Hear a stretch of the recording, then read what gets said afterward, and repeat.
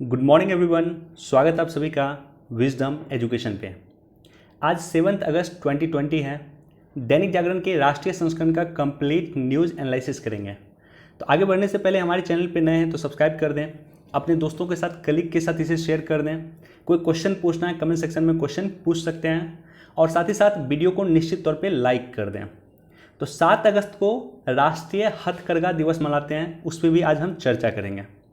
तो आज का क्वेश्चन, और ये क्वेश्चन यूपीएससी ने 2017 में पूछा था प्रीलिम्स में, और आज मुझे मॉनेटरी पॉलिसी कमेटी के बारे में भी चर्चा करना है, इसलिए मैं ये क्वेश्चन आपके लिए डाल रहा हूँ। हालांकि ये क्वेश्चन इंग्लिश में है, लेकिन मैं इसका हिंदी में ट्रांसलेट कर दूंगा। तो वीडियो को देखना शुरू किया है तो पॉज करके इस क्वेश्चन का जवाब हमें कमेंट सेक्शन में दे दें। वीडियो के आखिर में मैं इस पर डिस्कस कर दूंगा। तो क्वेश्चन क्या है कि which of the following statement is are correct regarding monetary policy committee. Monetary policy committee के रिगार्डिंग कौन सा स्टेटमेंट सही है? ऑप्शन पहला स्टेटमेंट है कि it decided the RBI benchmark interest rate.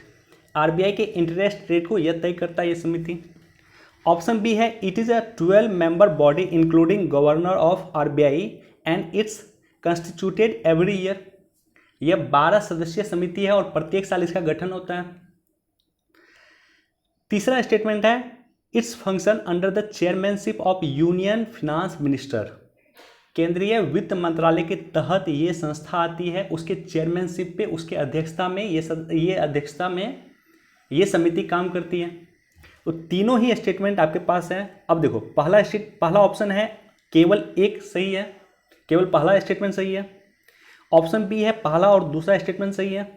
Option C है केवल तीसरा स्टेटमेंट सही है, या ऑप्शन डी है दूसरा और तीसरा स्टेटमेंट सही है। इसका जवाब क्या होगा कमेंट सेक्शन में हमें आपको बताना है। वीडियो के आखिर में मैं इस पर डिस्कस कर दूंगा।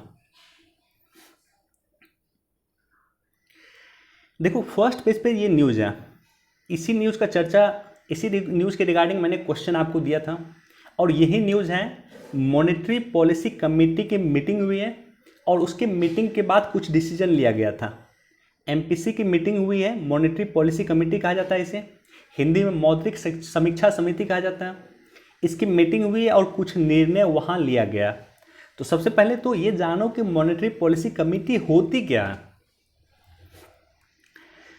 तो मॉनेटरी पॉलिसी कमेटी की बैठक भारतीय रिजर्व बैंक ने मौद्रिक नीति को यथावत बनाए रखने का निर्णय लिया है। तो इस समिति की जो कल बैठक हुई है, कल नहीं परसों बैठक हुई है, गुरुवार को बैठक हुई है, तो इसने जो है जो मौद्रिक नीतिगत दर है, जो रेपो रेट है, रिवर्स रेपो रेट है, उसको यथावत बनाए रखने की चर्चा की है, पहली बात।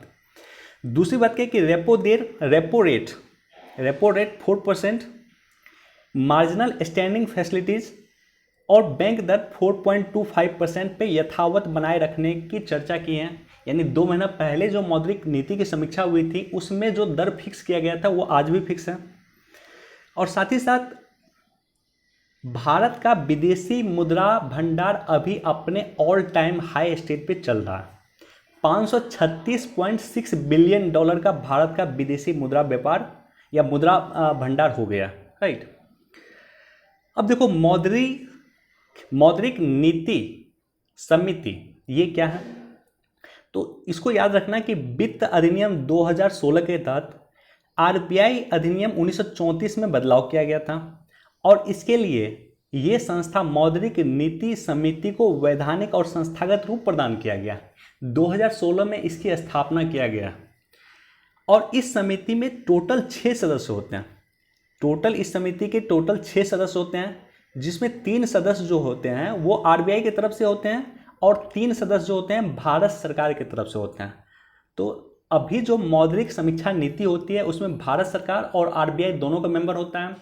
6 सदस्य की समिति है, उसमें 3 सदस्य आरबीआई के होते हैं और 3 सदस्य भारत सरकार यानी गवर्नमेंट ऑफ इंडिया के होते हैं। अब जो आरबीआई का 3 सदस्य होता है उसमें एक सदस्य होता है गवर्नर ऑफ आरबीआई। आरबीआई के गवर्नर एक सदस्य होते हैं, और वही इस समिति को लीड करता है। मौद्रिक समीक्षा नीति को या मौद्रिक समीक्षा समिति को जो लीड करता है, जो अध्यक्षता करता है, वो आरबीआई का गवर्नर ही होता है। क्लियर है? तो इतना बेसिक इंफॉर्मेशन जानना आपको चाहिए। और इसी बेसिक इन्फॉर्मेशन से यूपीएससी ने 2017 में क्वेश्चन पूछा था, फिर क्वेश्चन पूछा जा सकता है। और ये समिति महीने में प्रत्येक 2 महीने पे एक बार बैठती है, यानी वर्ष में जो है ये जो है 6 बार बैठती है।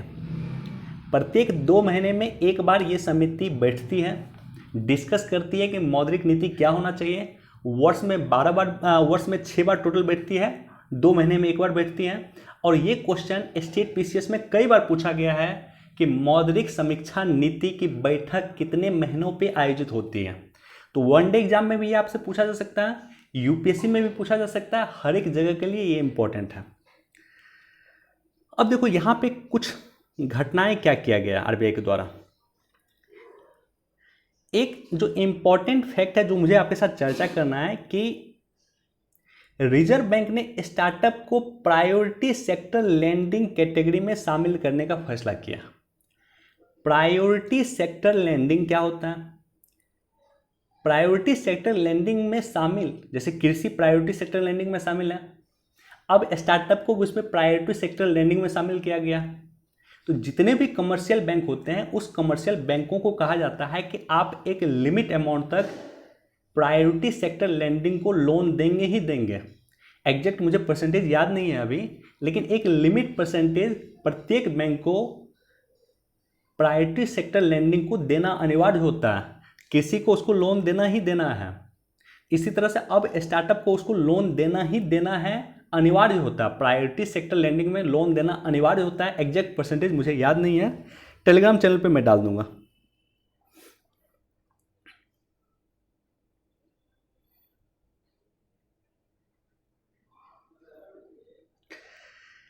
भारी निवेश के बगैर शिक्षा में नहीं दिखेगा बदलाव।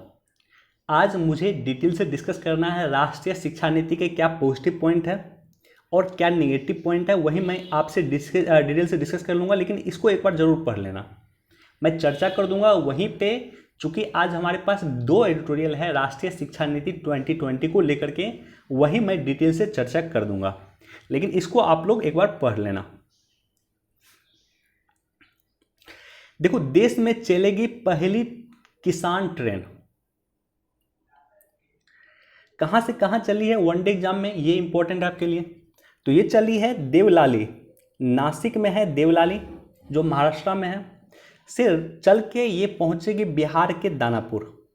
तो नासिक के देवलाली से चल करके पहली किसान ट्रेन बिहार के दानापुर पहुँचेगी। अब इसको इस नज़र से आप देखो, हमने आपको बताया था कि सरकार ने एक अध्यादेश लेकर आई है और उस अध्यादेश में सरकार ने 3 काम किया, और उस 3 काम में सरकार ने एक काम किया था कि एपीएमसी एक्ट में संशोधन किया था। एपीएमसी यानी मंडी एक्ट में संशोधन किया।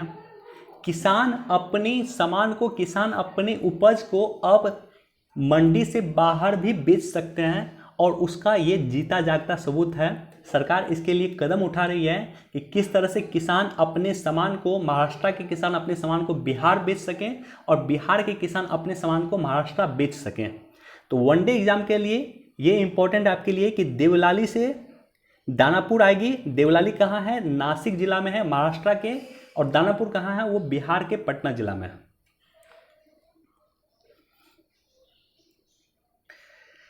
ओके, पर्यावरण प्रभाव के आकलन पे जावड़ेकर का जयराम को जवाब। पॉलिटिकल है, इंपॉर्टेंट नहीं है, लेकिन इंपॉर्टेंट क्या है कि अभी पर्यावरण प्रभाव पे लगातार चर्चा होता है, तो हम डिटेल से डिस्कस करेंगे EIA पर्यावरण प्रभाव। EIA यानी इन्वायरमेंट इम्पैक्ट असेसमेंट, पर्यावरण प्रभाव आकलन मसौदा 2020। सरकार ने एक मसौदा तैयार किया, सरकार ने एक ड्राफ्ट तैयार किया है, और इस ड्राफ्ट में सरकार ने लोगों की राय मांगी है। 23 मार्च 2020 को सरकार ने ये ड्राफ्ट तय किया है, और ड्राफ्ट बना करके सरकार ने लोगों से राय मांगी है कि हम इन्वायरमेंट प्रभाव आकलन पे काम करना चाहते हैं, आप अपनी राय दें। सिंपल है। अब देखो, क्या इससे पहले हमारे पास पर्यावरण प्रभाव आकलन था? बिल्कुल था। तो हमारे पास इससे पहले जो पर्यावरण प्रभाव आकलन था वो 2006 का था, और सरकार इसी में संशोधन करेगी। अगर ये ड्राफ्ट अधिसूचित हो जाती है तो ये 2006 के पर्यावरण प्रभाव आकलन में संशोधन होगा। आखिर पर्यावरण प्रभाव आकलन होता क्या है? तो सिंपल आप समझ लो, जैसे कि मान लो एक कंपनी किसी पर्टिकुलर जगह पे अपना प्लांट लगाएगी, तो उस प्लांट से जो है वहाँ पे कितना एयर पोल्यूशन क्रिएट होगा, वहाँ पे कितना जल प्रदूषण क्रिएट होगा, कितने जीव वहाँ से नष्ट हो सकते हैं, इन्वायरमेंट को क्या असर होगा, वहाँ पे बायोडाइवर्सिटी को क्या असर होगा, नदी में जो गंदा पानी उस प्लांट के द्वारा जाएगा वो कितना जाएगा, नदी को कितना प्रदूषित कर सकता है। तो एवरीथिंग रिलेटेड टू डैट, एक कंपनी कहीं प्लांट लगा रही है तो कितना प्रदूषण क्रिएट कर सकती है, उसके सारे प्रभाव को जानना ही पर्यावरण प्रभाव आकलन होता है। तो EIA किसी प्रस्तावित विकास योजना में संभावित पर्यावरण समस्या के पूर्व आकलन करता है, वही बात हुई। अब देखो, इसकी शुरुआत किया गया था 1978-79 में। नदी घाटी परियोजना जो भारत में चल रहा था, तो नदी घाटी परियोजना जिस समय में चल रहा था बहुत सारी, तो उसका क्या प्रभाव हो सकता है, इसके लिए इसकी शुरुआत किया गया था। तो सबसे पहले नदी घाटी परियोजना के लिए शुरुआत किया गया था, बाद में इसके उद्योग लाया गया, ताप लाया गया, विद्युत परियोजना लाया गया, अन्य चीज़ें लाई गई कि नदी घाटी ही नहीं, अगर कोई उद्योग लगाएगा या कोई विद्युत परियोजना लगाएगा तो उसमें पर्यावरण को क्या प्रभाव पड़ सकता है, उसमें इन्वायरमेंट को क्या प्रभाव पड़ सकता है। तो EIA के लाभ क्या होंगे? स्थानीय पर्यावरण विकास होगा, पर्यावरण मानकों का पालन होगा, पर्यावरण की हानि या आपदाओं को कम जोखिम होगा, सूचित निर्णयन के कारण संसाधनों के उपयोग में कमी होगी और समुदायों की भागीदारी में वृद्धि होगी और सतत डेवलपमेंट होगा, सस्टेनेबल डेवलपमेंट होगा, राइट। अब एक और इम्पॉर्टेंट फैक्ट आप जान लो, ये फैक्ट है स्टॉकहोम कन्वेंशन। 1972 में यूनाइटेड नेशन के स्टॉकहोम कन्वेंशन हुआ था और इसी स्टॉकहोम कन्वेंशन के बाद यूनेप की स्थापना हुई थी, UNEP, united nation environment programme की स्थापना इसी स्टॉकहोम कन्वेंशन के बाद हुई थी, जिसका हेडक्वार्टर आपको केनिया में है। ये भी कई बार क्वेश्चन पूछा है वनडे एग्जाम में, यूपीएससी में और स्टेट पीसीएस में भी। यूनेप काफ़ी इंपॉर्टेंट संस्था है। तो इसके बाद इसमें 1972 में भारत एक हस्ताक्षर देश है, इसमें सिग्नेटरी मेंबर है स्टॉकहोम कन्वेंशन का। उसके बाद जल प्रदूषण एक्ट आया 1974 में, वायु प्रदूषण एक्ट आया 1981 में, और उसके बाद सबसे बड़ी त्रासदी हमारे देश में रही है भोपाल गैस त्रासदी, जो 1984 में हुआ। और इस त्रासदी के बाद सरकार ने इन्वायरमेंट असेसमेंट पे काम किया और उसके बाद 1986 में सरकार लाई थी पर्यावरण संरक्षण अधिनियम, और इसी पर्यावरण संरक्षण अधिनियम के तहत पर्यावरण प्रभाव आकलन की चर्चा की गई थी। और इसी के आधार पे 1994 में EIA इन्वायरमेंट इम्पैक्ट असेसमेंट के मापदंडों को अधिसूचित किया गया था। 1994 में इन्वायरमेंट इम्पैक्ट असेसमेंट को लाया गया था, किस एक्ट के द्वारा? पर्यावरण संरक्षण अधिनियम 1986 के मापदंडों के अनुसार। तो इतना बेसिक कॉन्सेप्ट आपको, बेसिक जानकारी होना चाहिए इन्वायरमेंट इम्पैक्ट असेसमेंट, पर्यावरण प्रभाव आकलन के बारे में। यूपीएससी के लिए फेवरेट क्वेश्चन होता है पर्यावरण, निश्चित तौर पे क्वेश्चन आपसे पूछा जा सकता है।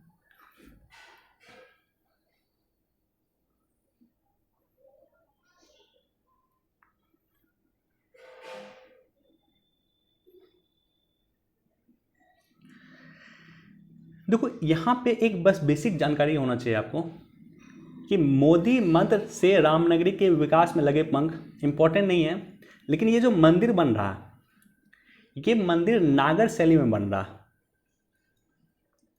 राम मंदिर का जो निर्माण हो रहा है, राम मंदिर का निर्माण नागर शैली में हो रहा है। कभी मुझे मौका मिलेगा, समय मिलेगा तो मैं नागर शैली पे चर्चा कर दूंगा। भारत की 3 फेमस शैली है मंदिर निर्माण की, जिसमें एक नागर शैली है।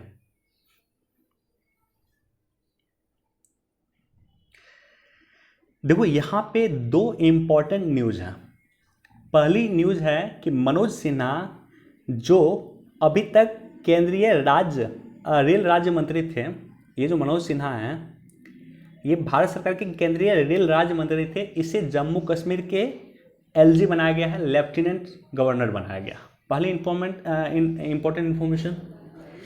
दूसरा इम्पोर्टेंट इन्फॉर्मेशन यह है कि जो वहाँ के उपराज्यपाल थे, देखो यहाँ पे नाम दिया हुआ है, जो वहाँ के उपराज्यपाल थे गिरीश चंद्र मुर्मू, इन्होंने इस्तीफा दिया और उनके इस्तीफे के बाद इन्हें जो है मनोज सिन्हा जी को जम्मू कश्मीर का नया उपराज्यपाल बनाया गया। और चर्चा में यह है अब कि गिरीश चंद्र मुर्मू को भारत का नया सीएजी बनाए, भारत का नया कैग बनाए, कंट्रोलर जनरल ऑफ ऑडिटर बनाए। तो उस पर भी हमारी चर्चा रहेगी, उस पर भी हम डिस्कस करेंगे कभी जिस दिन न्यूज़ में आएगा।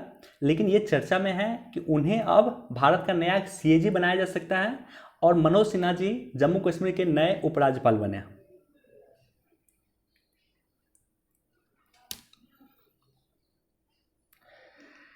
दिखने लगे परिवर्तन के परिणाम। यहाँ पे मुझे चर्चा करना है आपके साथ जम्मू कश्मीर पुनर्गठन अधिनियम 2019 जो 5 अगस्त 2019 को पारित हुआ था और उसका 1 वर्ष बीत गया। तो 1 वर्ष में आखिर जम्मू कश्मीर में क्या डेवलपमेंट हुआ है, 1 वर्ष में आखिर लद्दाख में क्या डेवलपमेंट हुआ है, तो उसी को लेकर के ये न्यूज़ है।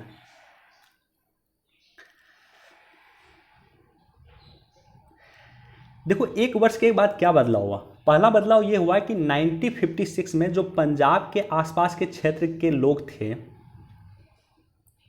जिसे वाल्मीकि समुदाय कहा जाता है, इसी तरह से गोरखा समुदाय थे और इसी तरह से पाकिस्तान से लौटे हुए शरणार्थी थे।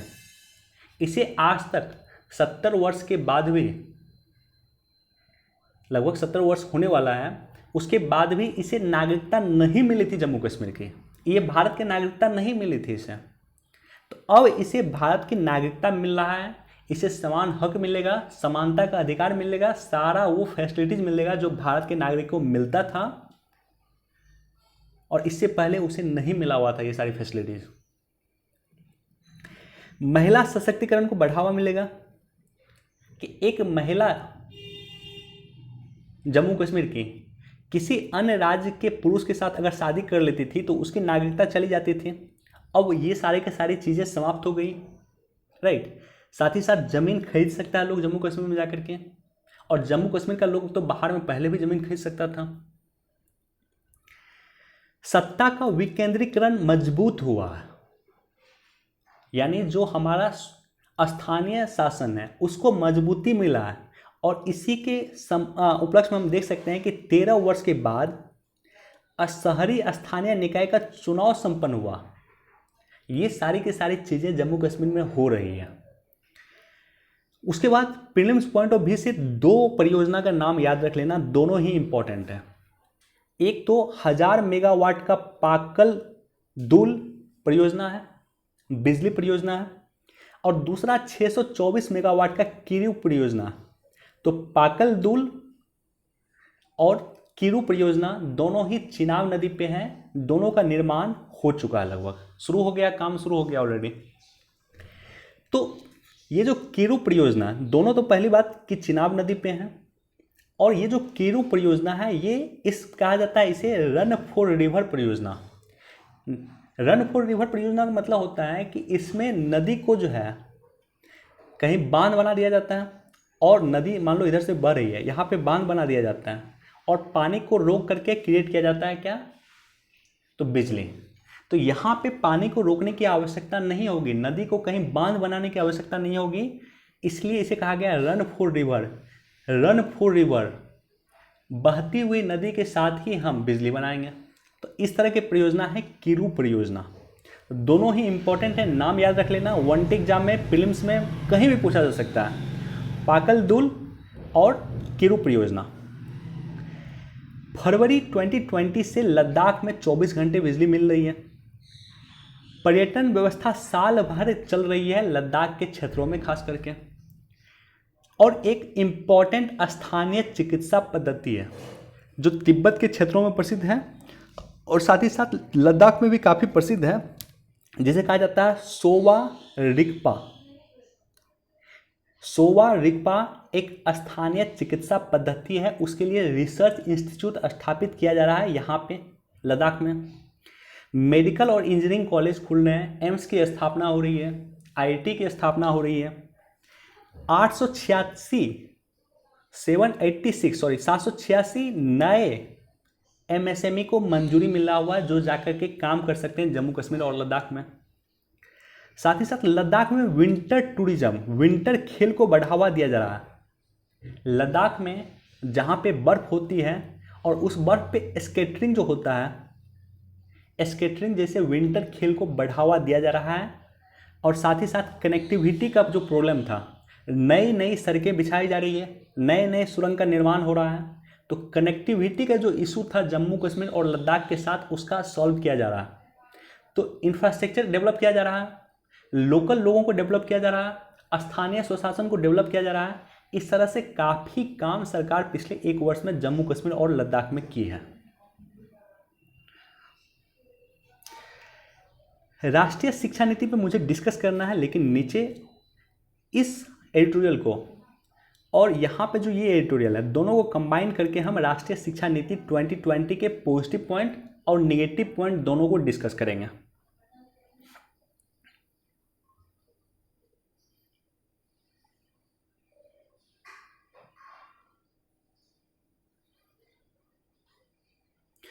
देखो, राष्ट्रीय शिक्षा नीति के कुछ पॉजिटिव पॉइंट हैं जिसकी चर्चा इस एडिटोरियल में किया गया है। दोनों ही एडिटोरियल जाकर के पढ़ लेना। आप पढ़ना आपका अधिक इंपॉर्टेंट है, आप पढ़ोगे देन जाकर के हमारा लेक्चर आपको समझ में आएगा। तो पहला पॉइंट यह है कि बहुआयामी शिक्षा और स्वायत्तता को बढ़ावा दिया जा रहा है। बहुआयामी कैसे? कि जो स्ट्रीम का कॉन्सेप्ट था, उस स्ट्रीम के कॉन्सेप्ट को समाप्त कर दिया गया। जैसे मान लो कहा जाता था कि एक बच्चा जो है 12th का बच्चा है, वो विज्ञान स्ट्रीम का, ठीक है, साइंस स्ट्रीम का कोई दिक्कत नहीं है, लेकिन इसके बाद अगर उसको इच्छा हुई कि हमें हिस्ट्री के बारे में पढ़ना चाहिए, हमें लॉर्ड बुद्धा के बारे में जानकारी होना चाहिए, तो वो नहीं पढ़ सकता था। तो ये स्ट्रीम के कॉन्सेप्ट को समाप्त कर दिया गया है। आपको जो पढ़ना है आप पढ़िए, ये आप पे निर्भर करेगा, ये आपकी सोच पे निर्भर करेगा, आपकी रुचि पे निर्भर करेगा, आपके इंटरेस्ट पे निर्भर करेगा। ये काम बहुत अच्छा काम किया गया है राष्ट्रीय शिक्षा नीति 2020 में। दूसरा है कि अकादमिक बैंक और क्रेडिट की स्थापना किया गया। मान लो कि एक बच्चे हैं, वो 1 वर्ष पढ़ाई करने के बाद किसी रीजन से वो छोड़ दिया, तो अब क्या व्यवस्था किया गया है कि अगर आपने 1 वर्ष काम किया, 1 वर्ष पढ़ाई किया, 1 वर्ष आपने पढ़ाई किया और उसके बाद छोड़ा, तो आपको एक प्रमाण पत्र मिलेगा और आपको कहा जाएगा कि आपको जब फिर पढ़ने की इच्छा होगी आप फिर ज्वाइन कर लेना। आपने जो 1 वर्ष का समय यहाँ पे इस यूनिवर्सिटी में पढ़ाई के लिए दिया है, वो आपके क्रेडिट में जमा हो गया।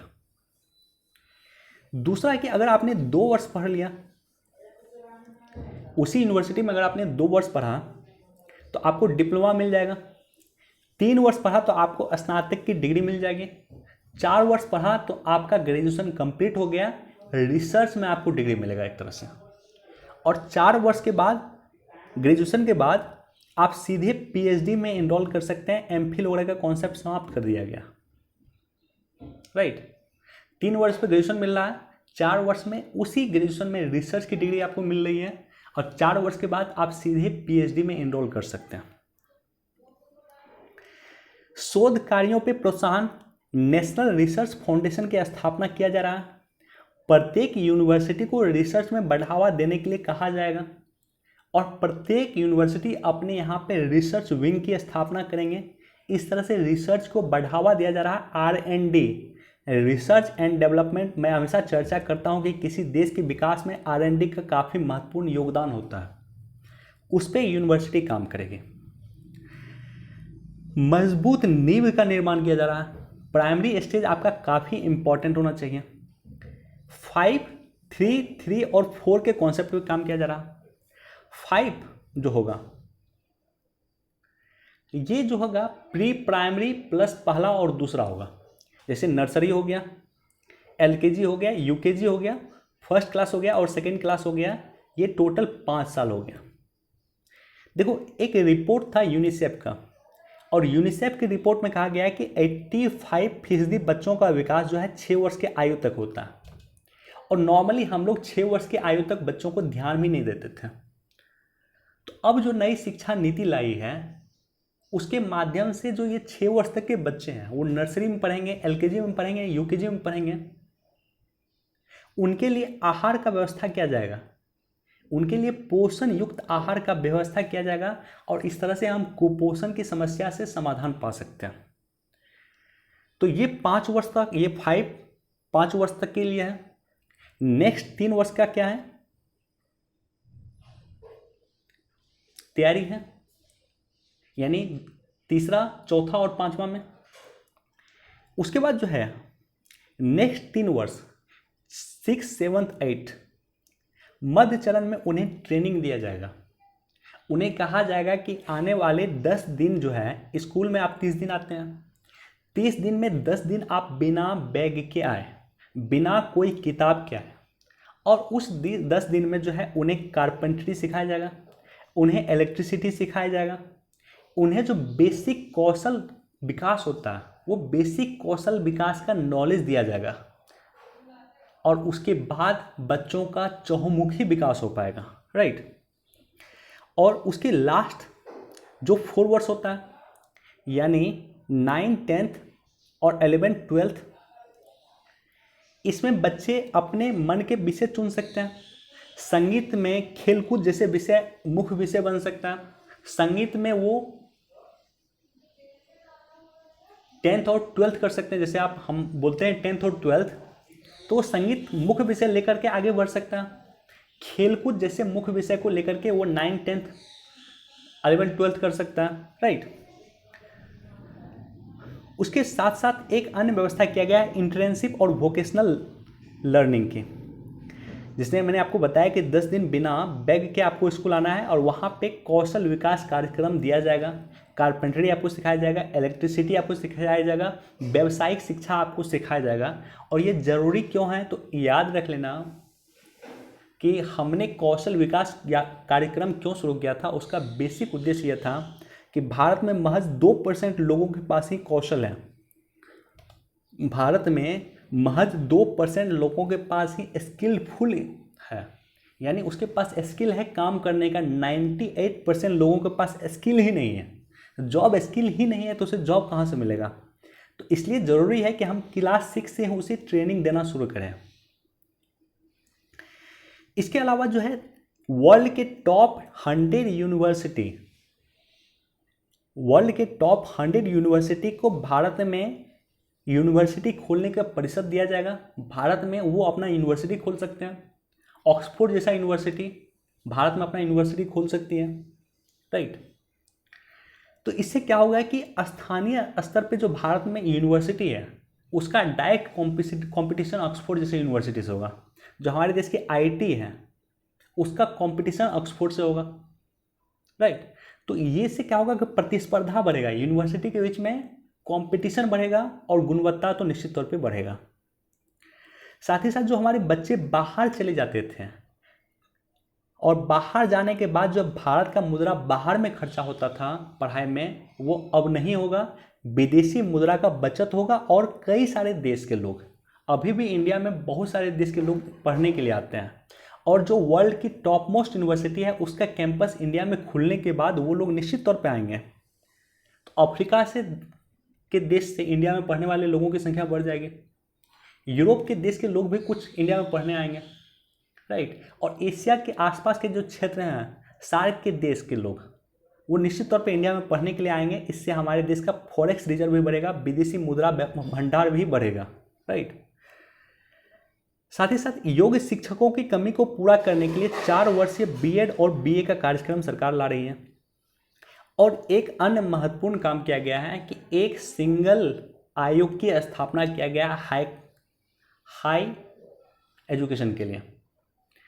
एक राष्ट्रीय उच्च शिक्षा आयोग की स्थापना की चर्चा किया गया, higher education commission of India. अभी क्या होता है कि कुछ जगह यूजीसी और कुछ जगह AICTE। तो UGC और AICTE दोनों गाइडेंस करते हैं उच्च शिक्षा के लिए। तो हमने जो विभिन्न यूनिवर्सिटी का कुछ जगह UGC के द्वारा गाइड किया जाता है, कुछ जगह AICTE के द्वारा गाइड किया जाता है, इससे दोनों के बीच में कॉन्फ्लिक्ट पैदा होता है, द्वंद्व पैदा होता है, और उसको समाधान करने की चर्चा यहाँ पे किया गया। राइट, उसके लिए सिंगल एक आयोग होगा जो जितना भी हायर एजुकेशन यूनिवर्सिटी है, जितना भी हायर एजुकेशन इंस्टीट्यूट है, सबको निगरानी करने का काम, रेगुलेट करने का काम करेगी। अब देखो नई शिक्षा नीति में क्या क्या अवसर है। पहला तो ये कि स्किल गैप को कम करेगा, यानी स्किलफुल लोग और नॉन स्किलफुल लोगों के बीच में जो गैप है उसको कम करेगा। अधिक से अधिक लोग स्किल्ड हो पाएंगे, अधिक से अधिक लोग कौशल हो पाएंगे। उभरती तकनीक का प्रयोग किया जा रहा है इसमें। IT का प्रयोग किस तरह से किया जा सकता है, इंफॉर्मेशन टेक्नोलॉजी का किस तरह से प्रयोग किया जा सकता है, किस तरह से इंडस्ट्रियल रिवॉल्यूशन 4.0 का प्रयोग किया जा सकता है, मशीन लर्निंग का किस तरह से प्रयोग किया जा सकता है, रोबोटिक्स का किस तरह से प्रयोग किया जा सकता है, क्लाउड कंप्यूटिंग का किस तरह से प्रयोग किया जाएगा, सारा चीज़ किया जाएगा। नई तकनीक का हम उपयोग करेंगे और वहाँ पे रिसर्च एंड डेवलपमेंट को बढ़ावा देंगे। गुणवत्ता में सुधार होगा। वर्ल्ड के शीर्ष यूनिवर्सिटी इंडिया में अपना परिसर खोल पाएंगे। लेकिन चुनौती क्या? सबसे पहला चुनौती है कि ये जो योजना है दिखने में तो बहुत शानदार लगता है, बहुत अच्छा लगता है, लेकिन इसको क्रियान्वित कैसे किया जाएगा, इसके लिए ना तो सरकार ने कोई योजना बनाया है और ना सरकार के पास पैसों की व्यवस्था की है। सरकार ने बोला कि ये हम करेंगे, अच्छी बात, आप कीजिए, देश की जनता आपके साथ है, लेकिन आप कैसे करेंगे ये तो बताइए आप हमें। आप इसको करने के लिए जो पैसे की जरूरत होगी वो पैसा कहाँ से लाइएगा ये तो हमें बताइए। दोनों ही चीज़ें सरकार मौन है यहाँ पे। ये नई शिक्षा नीति इस बात पे मौन है कि पैसे कहाँ से आएगा, और इस जो आप ये इतना चीज़ें करना चाहते हैं उसको करने के लिए आपके पास क्या योजना है, ये दोनों चीज़ों पे राष्ट्रीय शिक्षा नीति मौन है। देखो शिक्षकों के उचित प्रशिक्षण, कैसे वो बच्चे को ट्रेनिंग देंगे इसका अभाव है, टीचर ट्रेनिंग का अभाव है। जैसे मान लो एक स्कूल में आपने कहा कि हम कारपेंट्री भी सिखाएंगे, एक स्कूल में आपने कहा कि हम प्लम्बरिंग भी सिखाएंगे, इलेक्ट्रिसिटी भी सिखाएंगे, तो ये सिखाएगा कौन? ये सिखाएगा एक टीचर ही ना। और उस टीचर में इसकी जब खुद ही ट्रेनिंग नहीं होगी, जब टीचर को खुद इलेक्ट्रिसिटी के बारे में नॉलेज नहीं होगा, टीचर को खुद कारपेंट्री के बारे में नॉलेज नहीं होगा, प्लम्बरिंग के बारे में नॉलेज नहीं होगा, तो वो सिखाएंगे बच्चे को क्या? मूल्यांकन पद्धति का अभाव है, खास करके स्नातक पे प्रवेश हेतु मूल्यांकन पद्धति का अभाव है। ग्रेजुएशन में आपको एडमिशन लेना है, आप JNU में एडमिशन लेना चाहते हैं, आप इंडिया के टॉप मोस्ट यूनिवर्सिटी में एडमिशन लेना चाहते हैं, तो इस यूनिवर्सिटी में जो प्रोसेस है इसमें एडमिशन लेने का, उसका मूल्यांकन का बिल्कुल अभाव है। इसकी चर्चा इस नई शिक्षा नीति में नहीं की गई है। साथ ही साथ भाषा का अंतर, आपने कहा कि बच्चे अगर आप स्थानीय भाषा में एजुकेशन लेना चाहते हैं आप ले सकते हैं, तो स्थानीय भाषा में एजुकेशन लेने के लिए भी टीचर की आवश्यकता होगी। मैं एक एग्जांपल देता हूँ, बिहार के जैसा मिथिला क्षेत्र है, और मिथिला का नाम मैं इसलिए भी ले रहा हूँ कि मिथिला भाषा जो है भारत की जो 22 अधिसूचित भाषा है 8वीं अनुसूची में, उसमें एक मिथिला भाषा भी है। तो मान लो मिथिला के बच्चे अगर पढ़ना चाहते हैं स्थानीय भाषा में, तो आपको मैथिली टीचर की भी नियुक्ति करनी होगी। और साथ ही साथ अगर कल के डेट में वो बच्चे आगे यूनिवर्सिटी की तैयारी करेंगे, UPSC की तैयारी करेंगे, मान लो उन्होंने प्रारंभिक परीक्षा किया है मिथिला भाषा में, और वो UPSC की तैयारी करेंगे, और आप देख रहे हो किस तरह से स्थानीय भाषा का स्तर गिर रहा है UPSC में। हिंदी माध्यम के महज 30 से 35 बच्चे ही इस बार सेलेक्ट हुए हैं। तो क्या इनके बीच में इंग्लिश वाले लड़के और मैथिली वाले लड़के के बीच में क्या गैप नहीं बढ़ेगा? राइट। तो ये आर्टिकल यहाँ पे ये कहना चाहता है कि स्थानीय भाषा को बढ़ावा देगा, लेकिन अंग्रेजी और गैर अंग्रेजी के बीच में खाई बढ़ेगी इससे। अगर ऐसा है तो आप अंग्रेजी समाप्त कर दीजिए, कोई इशू नहीं होगा। राइट। लेकिन सरकार ये कर नहीं रही है। तो इसलिए अंग्रेजी और गैर अंग्रेजी स्टूडेंट के बीच में गैप बढ़ेगा इससे। और साथ ही साथ प्रासंगिक पाठ्यक्रम का अभाव है। जेंडर इनक्वालिटी पे ये एजुकेशन पॉलिसी कुछ नहीं बोलता। क्रॉस कल्चर स्टडी किस तरह से बढ़े इसके लिए कुछ नहीं बोलता। नैतिकता, एथिक्स, जो यूपीएससी का एक पेपर 4 का एक इम्पॉर्टेंट पार्ट, पूरा पूरा पेपर 4 आपके एथिक्स पे ही बेस्ड होता है, जो कि बहुत ज़रूरी है। मुझे पर्सनली लगता है कि एथिक्स बहुत ही ज़रूरी है। बच्चे को उसके बारे में जानकारी होना चाहिए, ज्ञान होना चाहिए। और एथिक्स जैसे विषय को नई शिक्षा नीति में कोई स्थान नहीं दिया गया। तो ये सारे के सारे नेगेटिव पॉइंट। तो थोड़ा सा लंबा लेक्चर हो गया, लेकिन मैं उम्मीद करता हूँ कि राष्ट्रीय शिक्षा नीति के क्या पॉजिटिव एस्पेक्ट हैं, क्या नेगेटिव एस्पेक्ट है, आपको क्लियर हो गया होगा।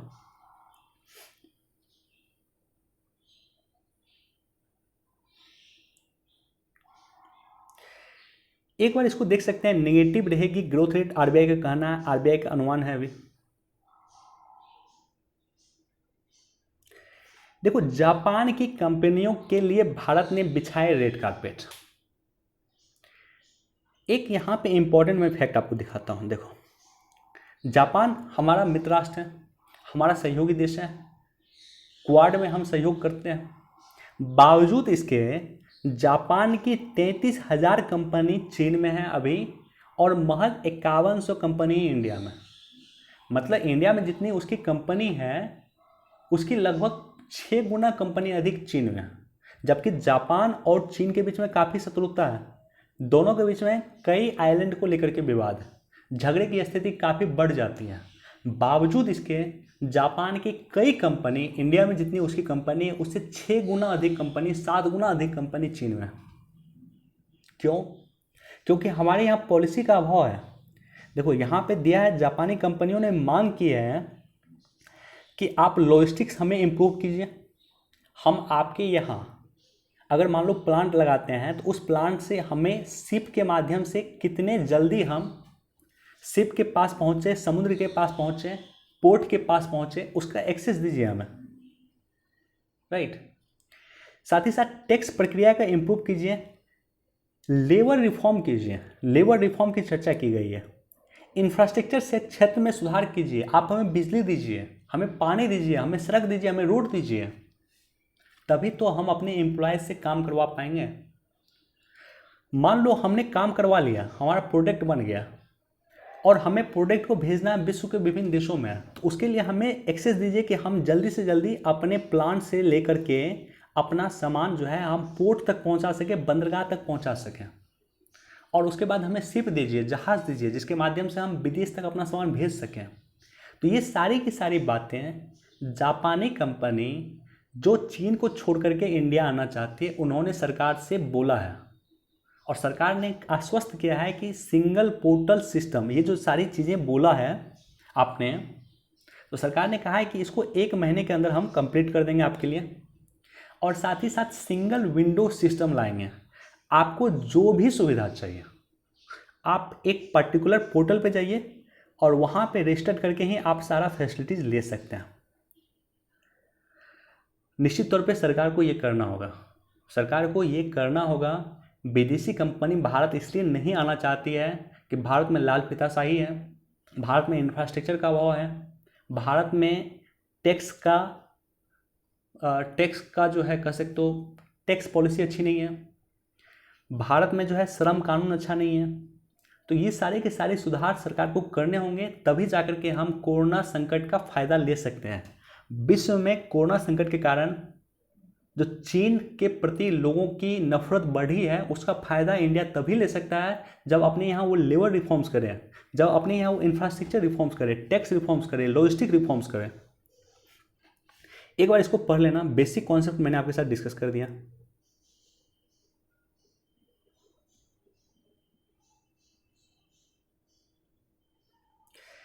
देखो, ये पेज पढ़ने वाला राष्ट्रीय हथकरघा दिवस है 7 अगस्त को, उसको लेकर के न्यूज़ है, एक बार पढ़ सकते हैं। यहाँ पे दिया हुआ है कि किसान की चमकी किस्मत, खुदाई में मिले 3 हीरे। नॉर्मली अभी जो हीरा मिल रहा है वो मिल रहा है मध्य प्रदेश के पन्ना में। राइट। तो थोड़ा सा आपको जानकारी होना चाहिए कि इंडिया में अभी वर्तमान में हीरा मध्य प्रदेश राज्य में ही मिल रहा है, सिर्फ मध्य प्रदेश में मिल रहा है। सीमन एक्सपोर्ट करने वाला एकमात्र जिला होगा हिसार। सीमन क्या होता है, एक सेकंड में देखता हूँ, समय है, ओके, कोशिश करूंगा जल्दी समाप्त कर देने का। सीमन क्या होता है? सीमन होता है कि जो भैंसा है, ये भैंसा है, इसके वीर्य को सीमन कहा जाता है। इसका जो वीर्य होता है, स्पर्म होता है, उस स्पर्म को सीमन कहा जाता है और सीमन को एक्सपोर्ट करने की तैयारी है। ये जो भैंसा है जो अधिक उत्पादकता है, दूध अधिक देता है, तो इसके सीमन को एक्सपोर्ट किया जाएगा ताकि अन्य राज्यों में भी, अन्य जिलों में भी, अन्य देशों में भी इस तरह के गाय प्रोड्यूस किया जा सके, गाय बनाया जा सके आर्टिफिशियल रूप में, राइट। एक बार इसको देख सकते हैं। हालांकि किसानों की आय को दोगुना करने में भी ये साधक हो सकता है। थोड़ा सा मैं आपको लेकर चलता हूं प्रधानमंत्री 7 सूत्री कार्यक्रम के तहत। प्रधानमंत्री 7 सूत्री कार्यक्रम जिसका लक्ष्य है 2022 तक किसानों की आय को दोगुना करना। और इसमें जो मैंने एक आखिरी पॉइंट आपके साथ डिस्कस किया था, इसका जो 7 लक्ष्य था कि 7 लक्ष्य के साथ सरकार किसानों की आय को 2022 तक दोगुना करेगी। उसमें 7वां लक्ष्य था कि सहायक गतिविधियां जैसे मुर्गी पालन, मधुमक्खी पालन, पशुपालन, डेयरी पालन करके इसको बढ़ावा दे करके कि भी किसानों की आय को दोगुना किया जा सकता है। तो अब इससे इस न्यूज़ को कंसल्ट करो आप कि सीमन को एक्सपोर्ट करके भी, सीमन को एक्सपोर्ट करने का मतलब क्या है कि आप गाय दूध के क्षेत्र में आप क्रांति लाना चाहते हैं, आप मिल्क के सेक्टर में क्रांति लाना चाहते हैं, डेयरी के सेक्टर में आप क्रांति लाना चाहते हैं, और उस माध्यम से भी किसानों की आय को दोगुना किया जा सकता है। इसलिए यहाँ पे देखो, यहाँ पे पहला ही लाइन होगा, प्रधानमंत्री के ड्रीम प्रोजेक्ट किसानों की आय को दोगुना कर लोगों को आत्मनिर्भर बनाने में हिसार के गांव अहम भूमिका निभा रहा है, राइट। इसको भी एक बार देख लेना आप। यहां बस आपको ये जानना है कि कांडली टी जो है इसका उत्पादन हो रहा है। ये जो है उत्तराखंड में, उत्तराखंड के अल्मोड़ा में कांडली टी का उत्पादन हो रहा है। तो इस रूप में वनडे एग्जाम में, स्टेट पीसीएस में पूछा जा सकता है, यूपीएससी में भी थोड़ा सा पूछा जा सकता है कि कांडली टी कहाँ से संबंधित है, उत्तराखंड से।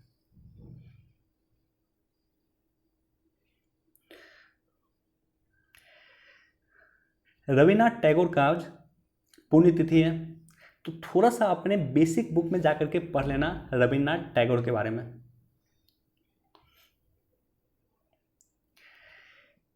देखो, स्टेट पीसीएस में एक क्वेश्चन पूछा था आज से कुछ वर्ष पहले, आई गेस बीपीएससी में ही क्वेश्चन पूछा था कि नदी पे रिसर्च को लेकर के भारत किस देशों के साथ सहयोग कर रहा है।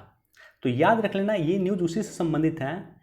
इंडिया और ब्रिटेन दोनों ने एक सिग्नेचर साइन किया, दोनों ने एक समझौता साइन किया, सॉरी, और उस समझौते के तहत दोनों नदी के क्षेत्र में रिसर्च करेंगे। तो उसी को लेकर के न्यूज है, एक बार इसको पढ़ सकते हैं। चलिए, आज हमारे पास इतना ही न्यूज था, चलते हैं क्वेश्चन की ओर। देखो, मॉनेटरी पॉलिसी कमेटी हमने चर्चा किया है। हमने क्या बोला है कि इसकी अध्यक्षता कौन करता है? इसकी अध्यक्षता करता है आरबीआई के गवर्नर। तो तीसरा स्टेटमेंट बिल्कुल गलत हो गया। उसके बाद ये 12 सदस्यीय समिति है। क्या ये 12 सदस्यीय समिति है? बिल्कुल नहीं, ये 6 सदस्यीय समिति है जिसमें 3 सदस्य होते हैं आरबीआई से और 3 सदस्य होते हैं सरकार के। तो दूसरा और तीसरा स्टेटमेंट गलत हो गया। अब यहां पे आकर देखो, दूसरा स्टेटमेंट गलत है तो डी नहीं होगा, बी नहीं होगा, तीसरा स्टेटमेंट गलत है तो सी नहीं होगा। तो आंसर सिर्फ और सिर्फ हमारे पास ए बच जाता है, और इसका आंसर ए ही है, क्योंकि it decide RBI benchmark interest rate तैयार करता है, इंटरेस्ट रेट डिसाइड करता है या। तो बिल्कुल ए इसका आंसर सही है। चलिए, वीडियो देखने के लिए बहुत बहुत धन्यवाद। Thank you so much. Please do like share and subscribe. Thank you.